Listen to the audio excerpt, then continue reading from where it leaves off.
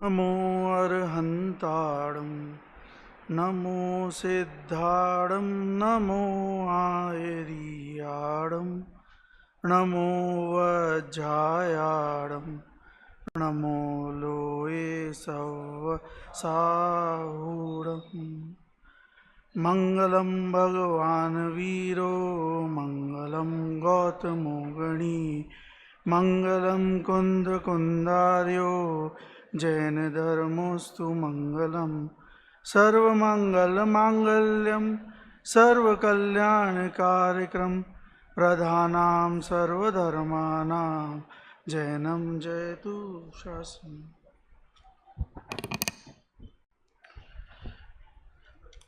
मोक्ष मार्ग प्रकाशक के आधार से 4 प्रकार की इच्छाएं इस प्रकरण पर अपनी चर्चा चलेगी। Page number 70। एक जीव दुख दूर करना चाहता है और सुख की प्राप्ति करना चाहता है और अनादिकाल से वह अपने इस प्रयास पे लगा हुआ है, पर आज तक भी इसका दुख दूर हुआ क्यों नहीं? प्रॉब्लम कहाँ है?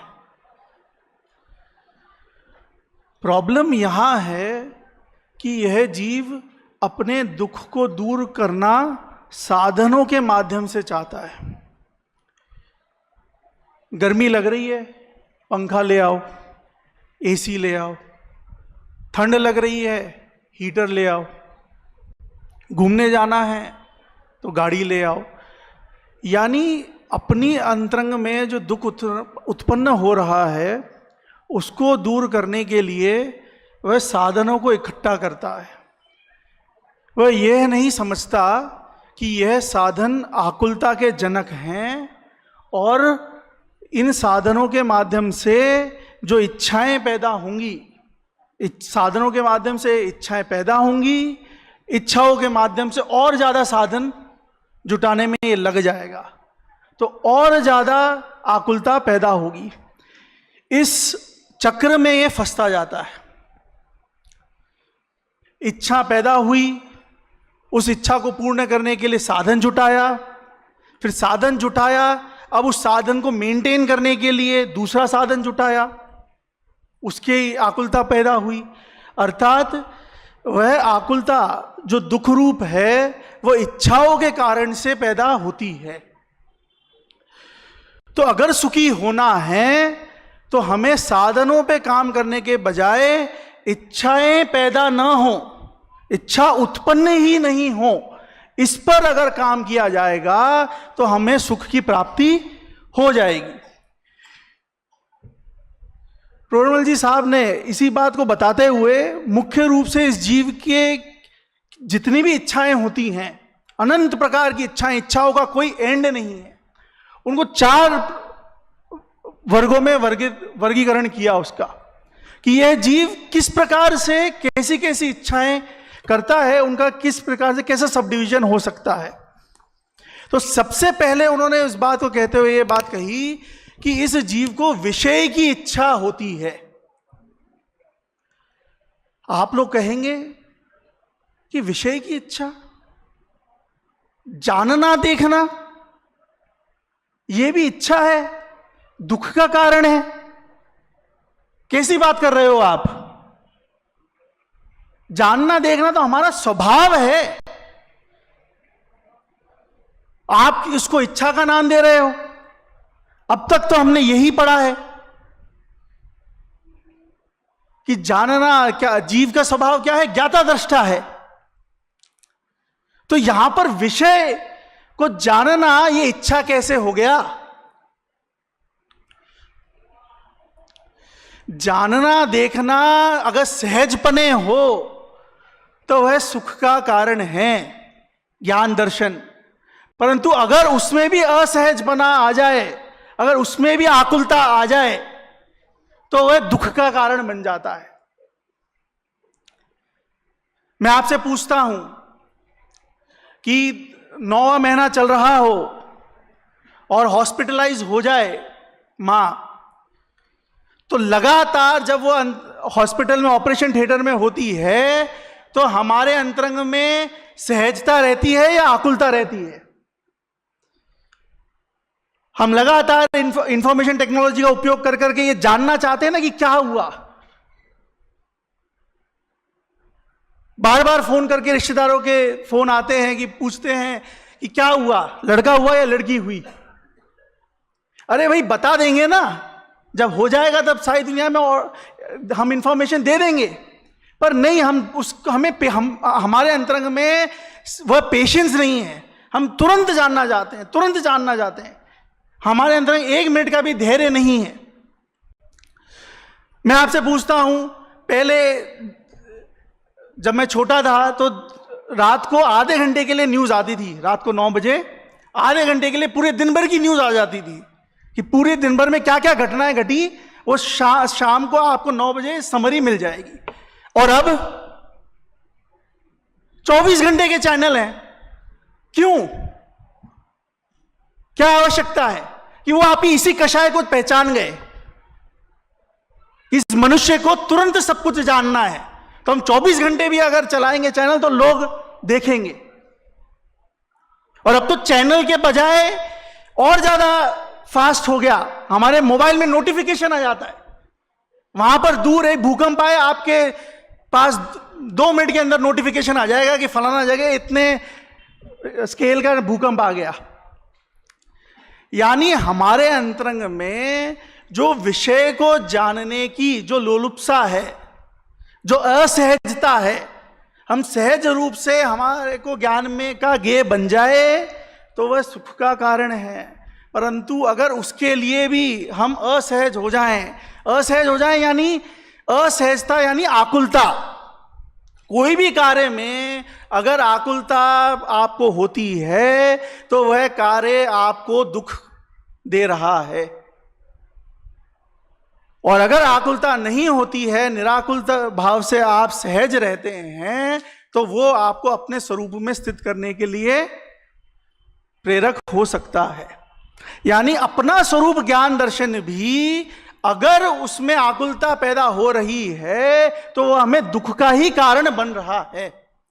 देखिए टोडरमल जी साहब यहां पे क्या कहते हैं, एक इच्छा तो विषय ग्रहण करने की है, उससे यह देखना जानना चाहता है, जैसे वर्ण देखने की, राग सुनने की, अव्यक्त को जानने की इत्यादि इच्छा होती है। वहां अन्य कोई पीड़ा नहीं है, परंतु जब तक देखना जानना नहीं है तब तक महाव्याकुल होता है। यानी इस इच्छा को पूरी करने के लिए अन्य कोई दुख नहीं है। वहां हमें कोई मारपीट नहीं रहा, वहां हमें कोई शारीरिक दुख नहीं हो रहा। बस क्या हुआ उसको जानने की इच्छा से हम इतने आकुल व्याकुल होते रहते हैं कि हमारे अंतरंग में लगातार ऊहापोह बनी रहती है।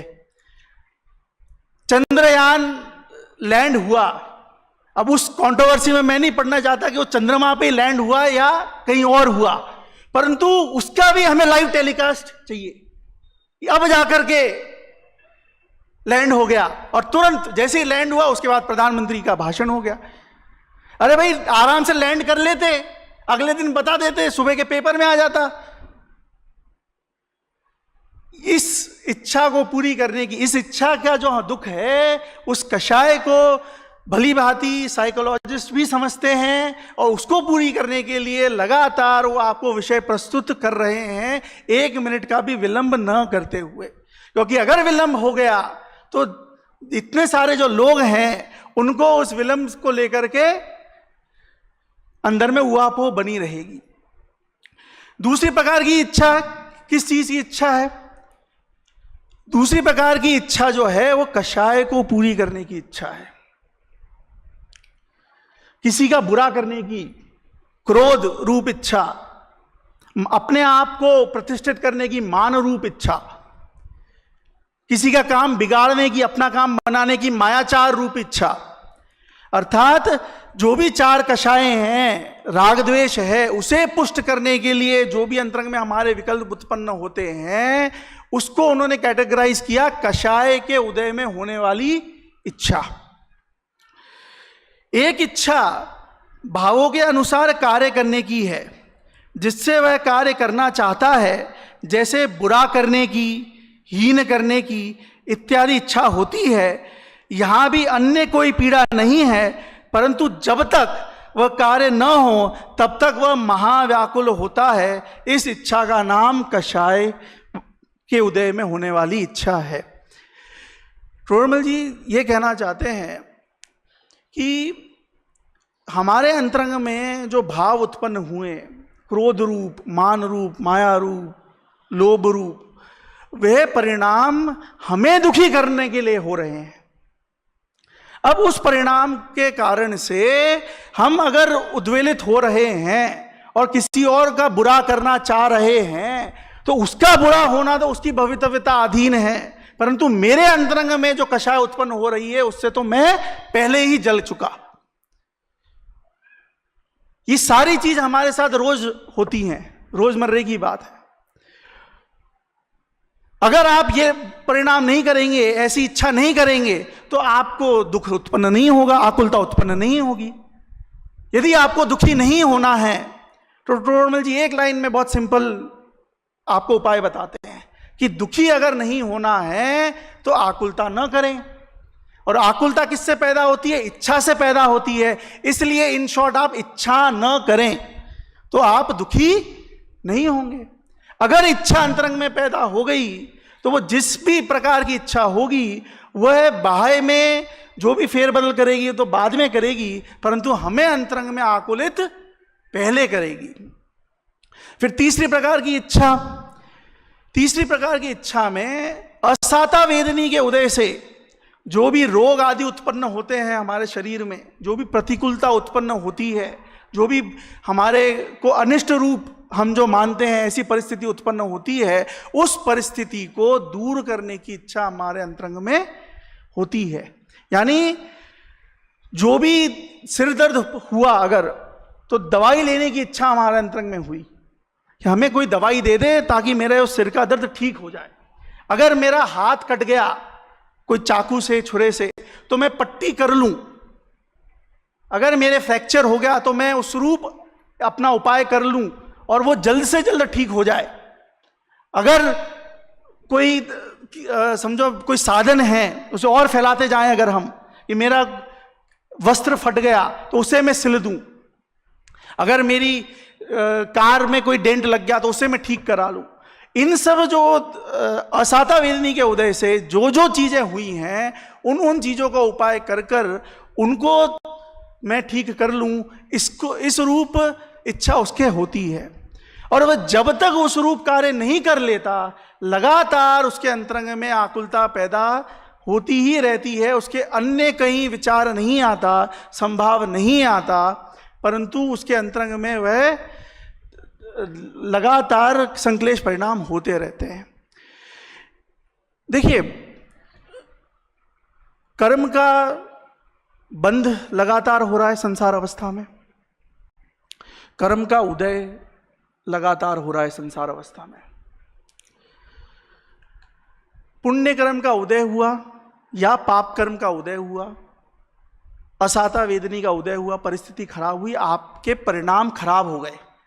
किसी ने आपको बुला भरा कहा, गाली वगैरह आदि दी, आपके अंतरंग में परिणाम खराब हो गए। आपके अंतरंग में परिणाम खराब हो गए, आपने क्रोध प्रदर्शित कर दिया, क्रोध रूप संक्लेश परिणाम कर दिए। क्रोध रूप परिणाम किए तो वापस उस परिणाम का बंध कैसा होगा? वापस कषाय रूप होगा। फिर वो सत्ता में जो कर्म है वो जब उदय में आएगा, फिर से वो बुरा रूप उदय में आएगा, फिर से असाता वेदनी का उदय आएगा और फिर से आपके परिणाम खराब होंगे। तो ये जो साइकिल चल रही है कर्म के उदय की और फिर हमारे परिणाम खराब होने की और फिर बंद होने की, फिर से उदय में आने की, फिर परिणाम खराब होने की, तो हम सुखी होंगे कैसे? जब हम इस साइकिल को ब्रेक कर देंगे तब जाकर के हम सुखी होंगे। तो साइकिल ब्रेक होगी कैसे? उदय को कंट्रोल करने से कि अपने परिणामों को कंट्रोल करने से। कितना ही अच्छा उदय आए, कितना ही बुरा उदय आए, उस अच्छे या बुरे उदय में अगर हमारे परिणाम समता रूप हैं, संभाव रूप हैं, वितरागता को लिए हुए हैं, अपनी आत्मा के आश्रय रूप हैं, तो वह कर्म उदय में आएगा, अपना कार्य करेगा और चले जाएगा। हमने नवीन कर्म नहीं बांधा, हमने निर्जरा कर दी उसकी। तो ऐसे ही करके तो हमारा संसार का अंत होगा। अगर हम उसी बहकावे में बहते जाएंगे, कर्म के उदय में जो आकुलता पैदा हुई उसके अनुरूप हम बहक गए और फिर इच्छा उस रूप करते रहे, तो वही साइकिल में उलझते रहेंगे। अगर हमें साइकिल ब्रेक करना है, अगर हमें मोक्ष जाना है, तो अनुकूल या प्रतिकूल कैसी भी परिस्थिति है वह सब पर है। उस परिस्थिति में अपने आप को उलझाना नहीं है, अपने आप को धर्म की ओर मोड़ करके समता धारण करना है। उसी से हमारा मोक्ष प्रशस्त होगा। पर ऐसा होता है क्या? मैं आपसे पूछता हूं। अभी तक की जो इच्छाएं अपन ने चर्चा करी, पहले विषय की इच्छा, दूसरी नंबर की कषाय की इच्छा और तीसरे नंबर की असाता वेदिनी के उदय की इच्छा, ये तो बहुत साधारण है। अभी तो सबसे खतरनाक विलन की एंट्री अभी तो आना बाकी है।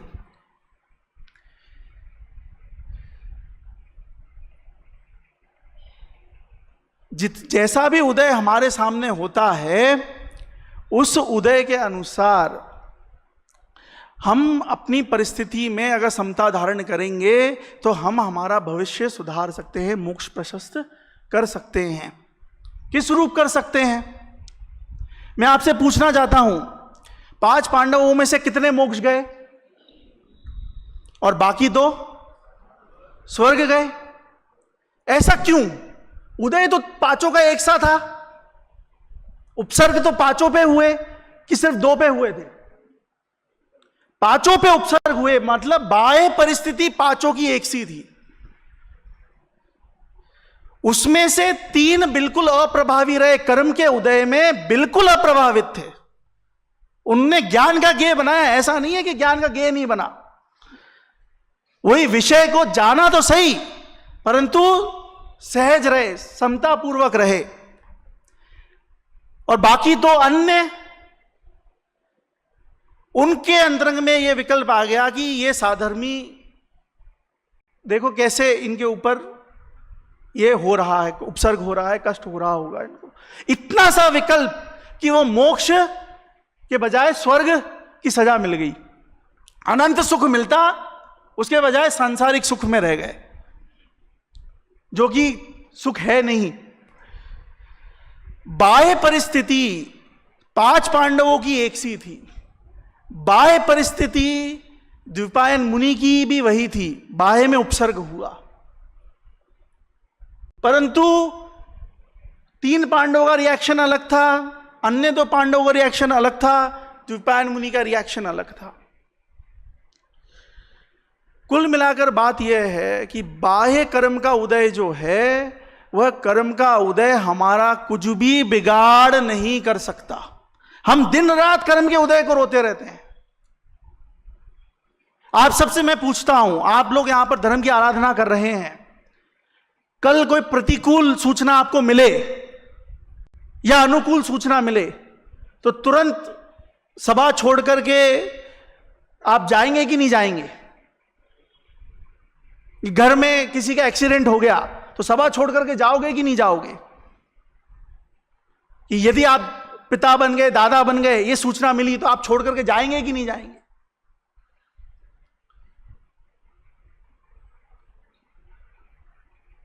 हमारे उदय होता है तब हमें इस धर्म की बात को ध्यान नहीं आती, और खास तौर से जब शुभ उदय होता है तब तो बिल्कुल भी नहीं आता। अगर पुण्य का उदय हो तो वो ज्यादातर पुण्य के उदय में पाप का बंध ही होता है।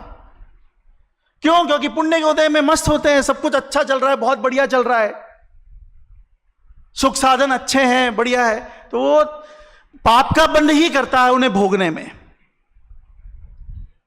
और अगर प्रतिकूल अवस्था हो तो भी एक झटके में शुरू में तो पाप का ही बंध होता है, फिर वह प्रतिकूल अवस्था अगर बहुत ज्यादा खिंच जाए तो उसे ध्यान आती कि अब परिणाम सुधारने हैं, तो वो धर्म की ओर लगता है। आपको एक प्रश्न उठ सकता है, यहां प्रश्न उठना चाहिए कि आप कह रहे हो कि सुख साधन पुण्य के उदय से मिलते हैं और वे ज्यादातर पाप का ही बंध कराते हैं, तो भरत चक्रवर्ती के बारे में आपका क्या ख्याल है?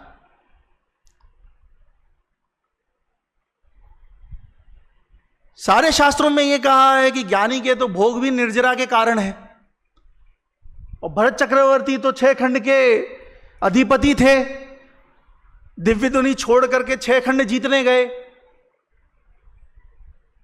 कूटनीति में लगे रहे, 32,000 मुकुटबत राजा उनके अधीन थे, इतनी सारी रानियां थी, इतनी सुख संपदा थी, और आप कह रहे हो कि वे उनके भोग निर्जरा के कारण है। यानी वो वहां पर कूटनीति कर रहे हैं और वे निर्जरा कर रहे हैं, और हम यहां थोड़े बहुत अपना प्रतिकूल या अनुकूल उसमें थोड़े क्या रम गए, आपने हमें पापी घोषित कर दिया। क्या कारण है उसका? हमें तो भरत जी घर में ही बैरागी लगते हैं, उनके तो वैराग्य कुछ है नहीं, छायक सम्यक दर्शन तो कुछ दिखता नहीं, कि वे सारी चीजों में रचपच रहे हैं ऐसा हमें बाहर से दिख रहा है, परंतु अंतरंग में लगातार उनका जो ध्यान है वह अपनी आत्मा की ओर है, लक्ष्य उनका अपनी आत्मा की ओर है। सारी परिस्थिति जो घट रही है वो जैसी घट रही है वैसे वैसे वे अनंत अप्रत्याख्यानावरण कषाय के उदय में वो सारी चीजें भोग रहे हैं, परंतु सम्यक दर्शन अनंतानुबंधी कषाय के अभाव में होता है, और उतना उनके वीतरागता हो गई है, और उस वीतरागता के अनुसार वे अपनी आत्मा में ही लक्षित रखे हुए हैं। बाएं में उनके अपनापन नहीं है, 3 खंड जीत भी रहे हैं तो भी उसमें अपनापन नहीं हो रहा, उसमें भोग बुद्धि नहीं है, वे सहज ज्ञाता दृष्टा पने से वो सारी चीजें जान रहे हैं, देख रहे हैं और कर रहे हैं। और हमारे अंतरंग में अगर परिणाम थोड़े भी अनुकूल प्रतिकूल हो रहे हैं तो दिख तो बहुत अल्प रहा है, पर हमारे अंतरंग की आसक्ति बहुत है। एक तरफ भरत चक्रवर्ती हैं, वो इतने भोग भोग रहे हैं और उनके कर्म निर्जरा को प्राप्त हो रहे हैं, दूसरी तरफ तंदुल मत्स्य का उदाहरण आता है कि वह मां मत्स्य के कान में एक छोटा सा कीड़ा है, वो बिल्कुल भी एक मछली का सेवन नहीं कर सकता, परंतु कान में बैठ करके लगातार ये देखता रहता है कि महामत्स्य के मुंह के अंदर इतनी सारी मछलियां आ रही हैं, और ये जब उच्छ्वास करता है तो मछलियां चले जाती हैं। ये मूर्ख है महामत्स्य, इनको मुंह दबा करके खा क्यों नहीं लेता?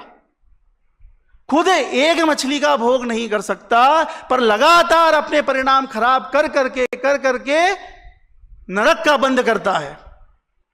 और दूसरी तरफ वह भरत चक्रवर्ती हमें भोगों में लिप्त दिख रहे हैं, परंतु उनके कर्मों की निर्जरा हो रही है, क्योंकि कर्म के उदय से निर्णय नहीं होता कि हमारा आगामी भव कैसा होगा, पर हमारे परिणामों से होता है। उस कर्म के उदय में हमारे परिणाम जैसे हैं वह तय करेगा कि हमारा आगामी बंद हो रहा है या नहीं हो रहा।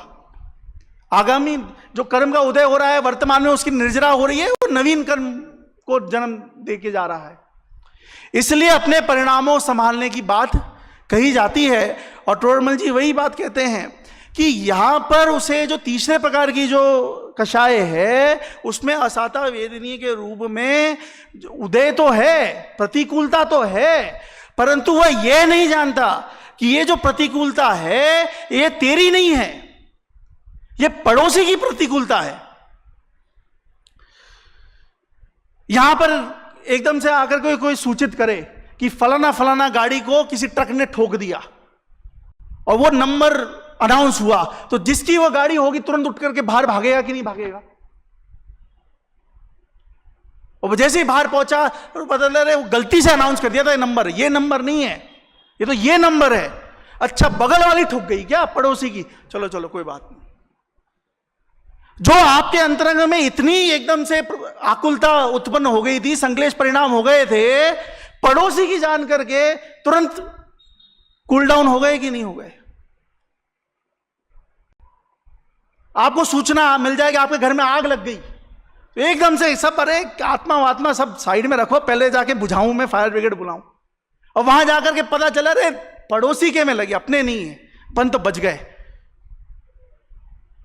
तो पंडित जी यही कहते हैं यहां पर कि भाई ये जो असाता वेदनी के होते हैं में जो शरीर में प्रतिकूलता है ना, जो अन्य सुख साधनों में प्रतिकूलता है ना, वे सब तुम नहीं हो, वे सब पड़ोसी हैं।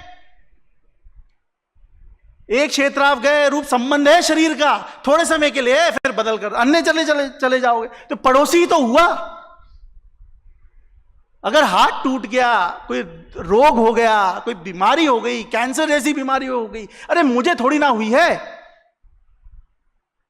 मां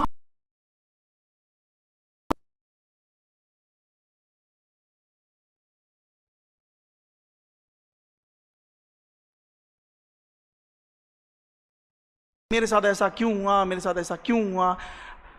आपने जो कर्म पूर्व में बांधे, उसका उदय कैसा आया, उसमें परिणाम खराब करने से क्या फायदा। आप तो आत्मा हो, भगवान आत्मा हो, पूर्ण शुद्ध हो, ये तो पड़ोसी है। तो पड़ोसी के कुछ भी होता है, कोई हमें फर्क पड़ता है क्या? उसी रूप चिंतन कर करके आप अपनी आकुलता शांत करें। देखिए, एक इच्छा पाप के उदय से जो शरीर में या बाह्य अनिष्ट कारण मिलते हैं उनको दूर करने की होती है। जैसे रोग, पीड़ा, क्षुधा आदि का संयोग होने पर दूर करने की इच्छा होती है, सो यहाँ यही पीड़ा मानता है। जब तक दूर न हो तब तक महाव्याकुल रहता है। इस इच्छा का नाम पाप का उदय है, अर्थात पाप के उदय को दूर करने की इच्छा है, चाहे वह असाता वेदनी के उदय से हो, चाहे अन्य कर्म के उदय से हो। तो पाप के कर्म के उदय को दूर करने की इच्छा हमें आकुलित व्याकुलित करती है। और अगर वह उदय तो हुआ परंतु हमारे परिणाम उस रूप नहीं हुए, हम आकुलित नहीं हुए, तो वह उदय में आकर के चले जाएगी, हम पूर्ण सुखी रह सकते हैं। इस प्रकार 3 प्रकार की इच्छाओं को यहां पर अपन ने चर्चा करी। ये सारी जो इच्छाएं हैं ये तो एक तरीके से बहुत साधारण रूप से हैं। टोडरमल जी साहब ने इन तीनों ही इच्छाओं को 3-3, 4-4 लाइनों में समाप्त कर दिया। और जो चौथे प्रकार की इच्छा है ना, जो सबसे बड़ा विलन है, उसके लिए पूरा 1.5 पेज डेडिकेट किया। अब जैसे ही मैं उस इच्छा का नाम लूंगा, हो सकता है आप लोगों को अलग अलग रिएक्शन आए। दिन रात उसकी प्रेरणा दी जाती है और यहां पर आप उसे एक इच्छा के नाम से घोषित कर रहे हो। चौथे प्रकार की इच्छा का नाम है पुण्य के उदय के अनुसार होने वाली इच्छा। यानी पुण्य के उदय में जो जो सुख साधन हमें प्राप्त होते हैं, उन सुख साधनों के प्राप्ति में हमारे जैसे जैसे परिणाम होते हैं, जैसी जैसी इच्छाएं होती हैं, वह सबसे ज्यादा खतरनाक है। सारी दुनिया पुण्य की प्रेरणा देती रहती है और पुण्य की प्रेरणा से हम बहुत सारे काम मोटिवेट होकर के करते हैं। और यहाँ टोडरमल जी साहब कहते हैं कि ये तो सबसे खतरनाक है। पहला क्यों सबसे ज्यादा खतरनाक है कि पुण्य के उदय में वह धर्म से दूर हो जाता है। जहां प्रतिकूलता होती है तो उसे भूले भटकर के धर्म की याद जरूर आती है, पर रुपया पैसा बहुत है, सुख साधन बहुत हैं, नौकर चाकर बहुत हैं, सारे बहुत प्रशंसा यश मिल रहा है, तब कहां धर्म की याद आएगी। तो वह धर्म से दूर हो गया। तो उदय तो पुण्य का है, पर वह आगामी काल के लिए क्या बंद कर रहा है? कर लो थोड़े समय के लिए मौज, आगामी काल में तो पाप का बंद हो रहा है। शुभम चक्रवर्ती के साथ क्या हुआ? एक तरफ भरत चक्रवर्ती हैं, एक तरफ शुभम चक्रवर्ती हैं। भरत चक्रवर्ती सहायक सम्यक दृष्टि उसी भव से मोक्ष जाने वाले, पूरा राज भी भोग लिया और अंत में अंतर मुहूर्त में मोक्ष भी चले गए। और शुभम चक्रवर्ती, चक्रवर्ती अगर चक्रवर्ती पद पर मरे तो नियम से नरक जाता है। अनंत अनुबंधी करता है ना, लगातार अनंत का अनुबंध कर रहा है, दुनिया भर के 6 खंड की धरती को अपना मान रहा, उसमें सारी दुनिया भर की सारी चीजें हो रही, उन सब चीजों को भोग रहा, इतने अनंत का अनुबंध। बहुआरम परिग्रह नारकस्य आयुषा तत्वार सूत्र में लिखा ना, तो बहुआरम परिग्रह और उसमें सुख बुद्धि रखी, लगातार परिणाम वैसे ही करे, तो उदय तो दोनों का एक सा था पर परिणाम में फर्क था। तो वे तो उसी भव से मोक्ष चले गए और वे नरक चले गए। तो सारा खेल परिणामों का है, पुण्य का बंद नहीं करना हमें तो बंद से पार जाना है। बंद करके तो संसार में ही रहेंगे।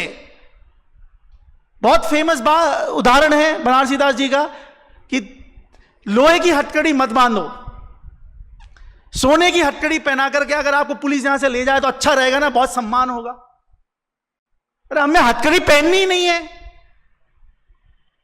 चाहे लोहे की हो चाहे सोने की। तो उसी प्रकार से पुण्य के उदय में या पुण्य के बंध के लिए जो जो कार्य हम करते हैं वह कार्य हमें संसार में उलझाने वाला है। पहला, हमें वो धर्म से दूर कर देता है। दूसरा कि पुण्य का उदय भी आकुलता का जनक है, और वो इतनी ज्यादा आकुलता का जनक है कि आप सोच नहीं सकते उसको किस प्रकार से यहां प्रस्तुत किया टोडरमल जी साहब ने, क्या उदाहरण दिया। आप कहोगे पंडित जी पुण्य का उदय में तो अच्छा लगता है, आकुलता कहां होती है। मैं आपसे पूछता हूं, कल झांकियां आप सबने देखी, जयपुर शहर में कितनी झांकियां लगी? 26 एक झांकियां लगी। आप लोगों ने कितनी झांकियां देखी?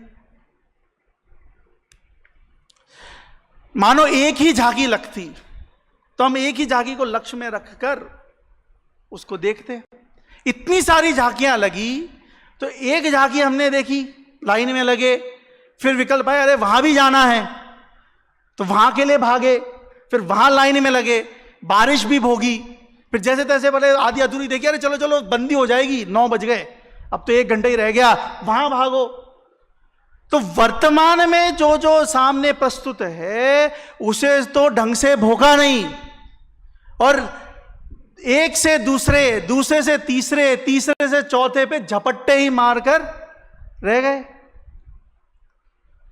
बहुत सी जगह यह प्रथा है कि धूप दशमी के दिन मंदिरों के दर्शन किए जाते हैं, अन्य अलग अलग मंदिरों के।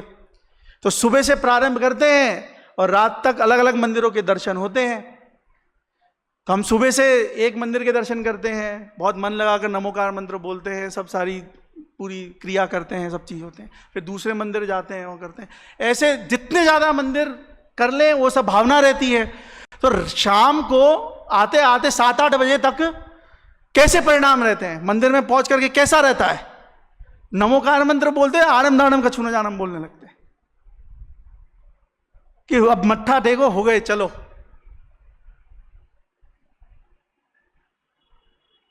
अभी 10 लक्षण के बाद गोट होगी, है ना।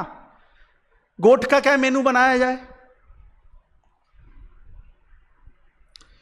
कि कम से कम 5-5 चूरमा होना चाहिए, 2-3 तो सब्जियां होनी चाहिए, क्यों, है ना, खीर होनी चाहिए, और एक और कोई मिठाई होनी चाहिए, 3-3 4-4 प्रकार की पूड़ी रोटी वगैरह होनी चाहिए, मीठा चावल नमकीन चावल होना चाहिए। सही है ना मेनू। अब ये सारी सामग्री आपके सामने पुण्य के उदय से रख दी जाए तो मैं आपसे पूछता हूं कि क्या खाओगे, पहले बताओ क्या खाओगे। चूरमा से शुरू करें कि एक चूरमा चखा, वो खत्म हुआ नहीं, मुंह से हमने निगला नहीं, कि दूसरी चीज पे हमने, फिर वह निपटी नहीं कि तीसरी चीज पे, फिर सोचा बहुत मीठा हो गया, अब थोड़ा नमकीन, तो हमने दाल कुछ चखी या कुछ नमकीन चावल चखा, फिर तीसरी चीज चखी। वो चखने ही चखने में पेट भर गया, थाली तो अभी भी वैसी की वैसी है। पुण्य के उदय से सामग्री प्राप्त हुई, कितनी निराकुल तरीके से भोजन हुआ। चलो रोज ही सही था, एक रोटी एक सब्जी मिलती है, दिमाग ही नहीं लगाना, खाओ अच्छे से, कम से कम पेट भर के मन लगा करके खा तो लेते हैं। यहां पर इतनी सारी चीजें रख दी, चखने चखने में खत्म हो गया। मेरा तो ये वाला खीर खाने का और मन था, अब पेट में जगह ही नहीं है। तो पुण्य के उदय से आकुलता निराकुल हो गए, निराकुलता हो गई, सुख मिल गया कि और ज्यादा तकलीफ बढ़ गई कि क्या करें, क्या संभालें। कि पुण्य के उदय से पूरे देश भर में मेरी 10 फैक्ट्रियां हैं कि बहुत बढ़िया, आज इस फैक्ट्री में आग लग रही है, कल उस फैक्ट्री में स्ट्राइक हो रही है, परसों किसी और फैक्ट्री में कमी पड़ रही है, तरसों कहीं और गवर्नमेंट ने बंदी लगा दिया, कहीं टैक्स का नोटिस आ गया। बहुत अच्छा है पुण्य के उदय से। हर महाद्वीप में घर होना चाहिए, पुण्य के उदय से, है ना। रहोगे कहां, एक ही घर में, हर महाद्वीप में घर है पुण्य के उदय से। सुनते हैं ना हम बड़े बड़े लोगों के बारे में कि वहां भी खरीद लिया, वहां भी खरीद लिया, यहां भी खरीद लिया। फिर बाढ़ आ गई एक घर में, वहां पानी भर गया, कहीं भूकंप आ गया, तो अपना यहां संभालें कि वहां संभालें कि कहीं और संभालें। पुण्य के उदय से आकुलता और ज्यादा बढ़ जाती है। क्यों? क्योंकि उसके अंतरंग के विकल्प और ज्यादा साधनों को संभालने में रह जाते हैं। मेंढकों को तोलने का काम है, एक मेंढक को संभालो दूसरा उछल जाएगा, दूसरे को संभालो तीसरा उछल जाएगा। क्योंकि पाप के उदय में तो सिर्फ दर्द ही होगा ना, एक हाथ में फ्रैक्चर लेके लेटे रहेंगे, नमोकार मंत्र बोलते रहेंगे, भगवान का नाम लेते रहेंगे, प्रवचन सुनते रहेंगे। पुण्य के उदय में तो प्रवचन सब साइड में रह जाएगा, आत्मा सब साइड में रह जाएगा। अरे उधर संभालो, उधर ये हो गया, इधर संभालो, वो हो गया, लगातार परिणाम संकलेश ही संकलेश। अरे वहां वो तकलीफ आ गई, अरे वहां गवर्नमेंट ने तकलीफ कर दी, इनकम टैक्स यहां पे परेशान कर रहा है, वो यहां कर रहा है। पाप का उदय ज्यादा हमें धर्म के मार्ग में समीप ले जाता है। एक व्यक्ति को किसी ने वरदान दिया कि तुम सुबह से दौड़ो, जितना दौड़ लोगे उतनी भूमि में तुम्हें दे दूंगा। बहुत गरीब था, साधारण बैकग्राउंड से था, तो बोले यार ये अच्छा है। उसने दौड़ लगाना शुरू किया। शाम को 6 बजे तक का समय था, कट ऑफ। 6 बजे तक जहां पे खड़े हो जाओगे वहां तक की सारी भूमि तुम्हारे नाम पर दे देंगे। तो उसने दौड़ना शुरू किया, दौड़ता गया। 1 बज गए, बोले फोन आया, मोबाइल का जमाना था, खाना खा लो। अरे खाना नहीं, आज तो फुर्सत ही नहीं है, आज तो अपने लॉटरी लगी है, आज तो कल ही खाएंगे एक साथ सारा खाना। दौड़ता गया, पानी वानी सब खत्म, कुछ बचा ही नहीं, और दौड़ता गया। 4 बज गए, अब हालत बहुत खराब हो गई, चला ही नहीं जा रहा, दौड़ना तो दूर की बात है। फिर भी थमा नहीं, और आगे 5:55 तक जहां था वहां पे उसका बीपी ऊपर नीचे, सारा तामझाम बिगड़ गया, डिहाइड्रेशन हो गया, तकलीफ हो गई, गिर पड़ा। और पता चला 6 बजे तक तो काम ही खत्म हो गया। अब वो सब लेके आए पूरा उनका कि भाई कहाँ तक पहुंचा, इसके नाम करें। तो बोले ये तो भाई साहब ही नहीं रहे। अब कितनी गज जमीन चाहिए कि भाई अब इनको दफनाने के लिए 6 गज जमीन चाहिए। बोले तुमने 50 किलोमीटर जमीन भाग करके नाप ली, अंत में जरूरत कितनी है? पंडित जी का बहुत फेमस वाक्य है कि इस जीव के आसक्ति कितनी है और जरूरत कितनी सी है, ग्रद्धता कितनी है और जरूरत कितनी है। तो पुण्य के लिए हम ग्रद्धता करते हैं और फिर पुण्य के उदय में हम ग्रद्धता करते हैं। और उससे हमारे परिणाम इतने खराब होते हैं कि वह परिणाम खराब होने से वापस पाप का बंध होता है, पाप के बंद होने से वापस हमें कुगति मिलती है, धर्म से दूर हो जाते हैं, साधन नहीं मिलते धर्म को साधने के, और यही सिलसिला चलता रहता है। देखिए, चौथे प्रकार की इच्छा, एक इच्छा बाह्य निमित्त से बनती है।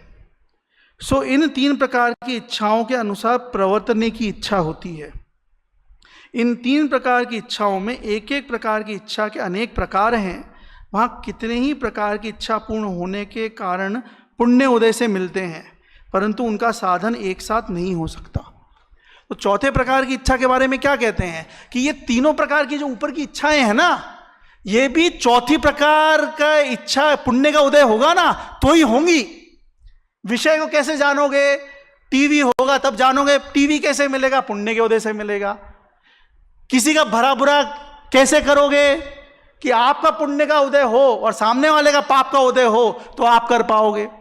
आपके अगर रोग है, रोग ठीक कैसे होगा कि पुण्य के उदय से होगा। तो चौथी प्रकार की जो इच्छा है वो इन तीनों ही प्रकार की इच्छाओं को पूरा करने की जो इच्छा है, यानी पुण्य के उदय की इच्छा, तो ये तीनों तो उससे ही पूरी होंगी अगर ये चौथी प्रकार की इच्छा हुई और उसका उदय हुआ पुण्य का। उसके साथ साथ वहां कितने ही प्रकार की इच्छा पूर्ण होने के कारण पुण्य उदय से मिलते हैं, परंतु उनका साधन एक साथ नहीं हो सकता, क्योंकि पुण्य उदय भी एक जाति का ही एक समय में होगा। सब कुछ एक साथ मिल जाए ऐसा तो हो नहीं सकता। भाई साहब पंडित जी भी कह रहे, इसी बात की प्रेरणा दे रहे थे। आज तप का दिन है कि प्रवचन सार की 86 गाथा में भी ये बात लिखी कि द्रगमो क्षय हो, इसलिए स्वाध्याय करना चाहिए। समता रूप परिणाम कैसे होंगे? जब स्वाध्याय करेंगे, पढ़ेंगे, अपना क्या स्वरूप है उसको जानेंगे, उसको पढ़ करके उसका चिंतन करेंगे, मनन करेंगे, गुणन करेंगे, तो अनुकूल हो चाहे प्रतिकूल परिस्थिति हो उसमें भी हम समता धारण कर सकेंगे। आप सब भी अपनी आत्मा का निर्णय करके समता को प्राप्त हो, इसी मंगल भावना से अभी